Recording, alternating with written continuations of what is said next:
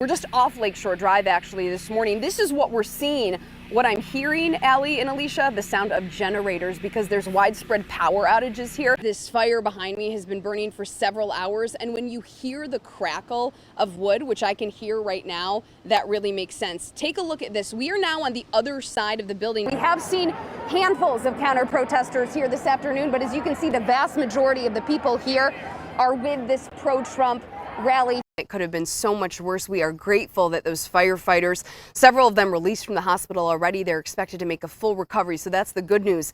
Take a look at this scene. This is what's left of that vacant home. Well, we just spoke to Detroit Fire Chief James Harris moments ago, Keenan and Alicia, and I can tell you that 11 people have been taken to the hospital. The most serious is in stable condition.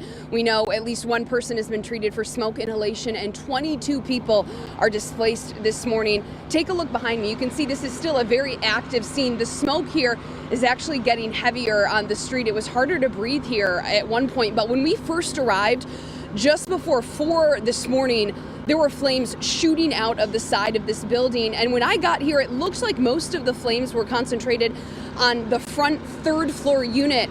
But Chief Harris tells me their crews are focused right now on the 5th floor. If you can see through the smoke there, I know it's heavy flames shooting out of the roof. You hear those numbers, 9 compared to 16. That's really jarring, nearly double. That means nearly twice as many kids are not waking up at home with their families. And I said, are you sure that this was a hostage? Was he being held against his will? And the police captain said, yes, we believe he was being held against his will. So from the Detroit police perspective, this hostage is in fact a hostage. It's unclear, though, Keenan, why he remains in handcuffs. Dixon has stopped short of saying that she would absolutely respect the results of this election. We have not heard her formally concede yet. Now, I've been looking this morning to see if I can find in the crowd that electric monster truck. I can't really tell which one it is, but wow, it's going to be a show. The cleanup here is going to be a large and expensive undertaking. The good news, no major injuries or deaths that have been reported at this point in time, though still thousands of people unable to return to their homes this morning. Most of them have been plowed here in Hamtramck, but take a look at the ones that haven't. You can see just how much snow accumulation we're talking about. I have my snow pants on, thankfully, this morning. We're outside of a church. You can see the snow all the way up its front stoop. And Jen, what are you seeing now that the sun's coming up? Yeah, the lightness this morning, Allie, is giving us just a clearer picture of how strong that storm system was last night. We looked on the map. We are here on South Grove, just off Lakeshore Drive, technically within Frenchtown Township, but we're not far from downtown Monroe. We showed you this scene earlier this morning, this crushed mailbox due to all these tree limbs down. And despite the mess, this actually is showing cleanup progress because all of this used to be in the street. And once we arrived here, it had already been moved. You can see that massive tree, and we looked at it. That's actually a healthy tree. That is not a dead tree. So a healthy tree ripped from its roots because of those strong wind gusts. Alicia, you mentioned the National Weather Service confirming a tornado touched down in Frenchtown Township. They will have crews here surveying the damage later this morning, so we're expecting to learn a lot more about what happened here last night later today. We did hear from residents. Action News was on the ground here shortly after that massive storm hit this area. This is what they had to say. Well, the power lines got ripped off the house, tree on the roof, trees everywhere. We're just thankful everybody's okay, and it's life. It's unpredictable.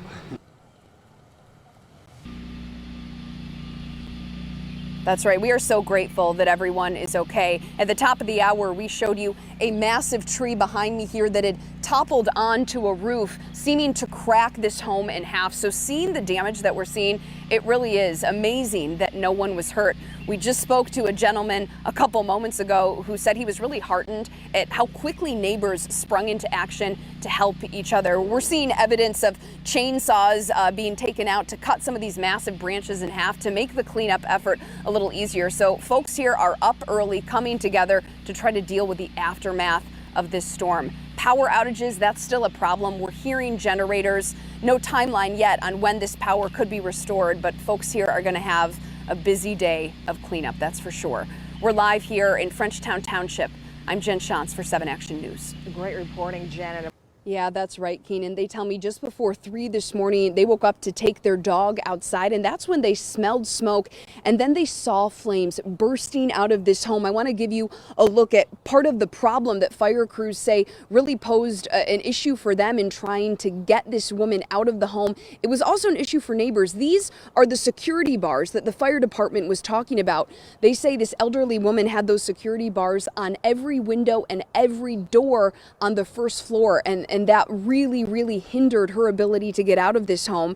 It's unclear right now how exactly this fire started or if there was a working smoke detector in this home. Chief Harris says the issue they had with these security bars, he hopes, serves as a warning. It can be a hindrance when you're trying to escape a fire. We understand people want security bars to keep your home secure, but when it comes to a fire, let's minimize the security bars. Maybe on the door, maybe on one window or two windows, but not every window in the home. Now, fire crews were able to get the fire under control rather quickly, but an arson investigator was on scene for hours this morning, as is protocol in a fatal fire like this one. And the neighbors that I spoke to off camera tell me they actually broke a window in an effort to try to get to this woman. Unfortunately, it was just too late. She was pronounced dead this morning at Detroit Receiving Hospital. They say she did live here alone. She's lived here for years, but they say her family regularly checked in on her. Again, this fire, the cause still under investigation this morning. We'll be reaching out to the fire department to bring you the very latest as we learn it. We're live on Detroit's East Side. I'm Jenn Schanz for 7 Action News. It's such a terrible choice so many people have to make. Originally built in 1831, New Hudson Inn here in Lyon Township was renovated in 2016. And that's when this secret room was discovered. Inside holds potentially crucial local history. Longtime employee Tracy Ritter has become the inn's unofficial tour guide. But then the rest of it is all original. The popular bar and restaurant has for years been rumored to have aided in the Underground Railroad. So much of this is rumored history. Rumored history that grew stronger during that renovation when this false floor was found, along with artifacts in this small attic room, believed to have hidden people en route to freedom in Canada. How many of your customers do you think are aware of this possible history? It's amazing because some people are very aware. But then you'll have customers that have no idea and kind of look up like, why is there a hole in the floor there? Amy Allen, director of the Downtown Development Authority, is working first to get this site designated as a historic place by the state. It's going to be probably a year-long process in digging and getting those records. Then would come submission to the National Network to Freedom program. It's an extensive process. Just ask director of the Birmingham Museum, Leslie Pilak. The challenge really is, did they leave behind memoirs, diaries? Records for white abolitionists are often easier to track down, but digitized census data and ancestry databases have helped local historians fill in gaps for freedom seekers, along with oral histories. Just last year, in the case of a formerly enslaved couple, an obituary linked to George Taylor, an African-American Birmingham resident, to an 1890s published interview. He went into detail about his experience on the Underground Railroad coming to Michigan in 1855. The Taylor's gravesite is in Birmingham's Greenwood Cemetery. It's one of two added to the network in 2022.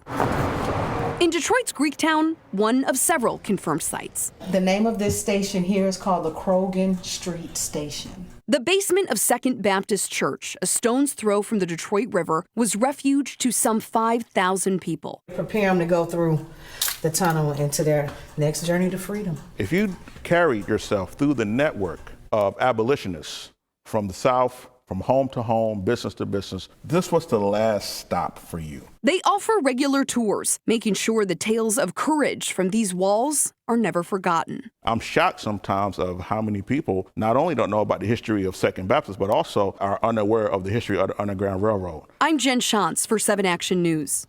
If you've applied for student loan relief recently on studentaid.gov, you've probably seen this memo saying that right now the program is blocked due to these recent court orders. And in light of this most recent one, they're no longer taking applications. Well, this court decision is really quite significant because it ordered the administration to halt the whole process. A previous injunction in October didn't stop the program from taking applications. Some 26 million have been received to date. Are these millions of Americans now essentially just waiting and seeing?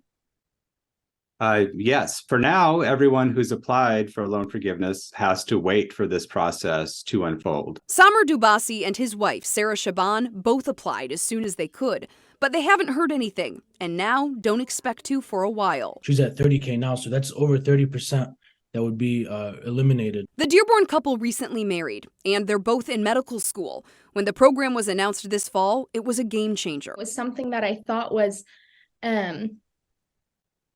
very humane for the government to do. It was like they were understanding the situation that citizens were being put in right now. But now they're frustrated with what feels to them like serious backtracking. For this to happen after applications have been sent in, 26 million of them so far, I think that kind of shows like a lack of communication. If allowed to move forward, the program would allow most borrowers to eliminate $10,000 in federal student loans, $20,000 for Pell Grant recipients. The federal judge in Texas has ruled the Biden administration is overstepping its authority.